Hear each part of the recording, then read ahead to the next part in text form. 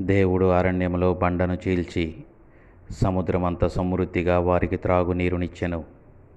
బండలో నుండి నీటి కాలువలను రప్పించెను. నదుల వలె నీళ్లను ప్రవహింపచేసెను.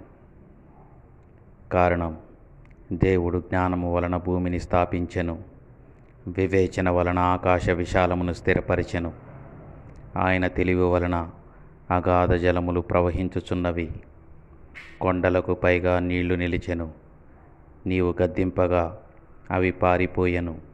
నీవు వాటికి నియమించిన చోటికి పోవుటకై అవి పర్వతములెక్కెను, పల్లములు దిగెను. ఆయన కొండలలో లోయలలో నీటి బుగ్గలను పుట్టించువాడు. అవి మన్యములలో పారును.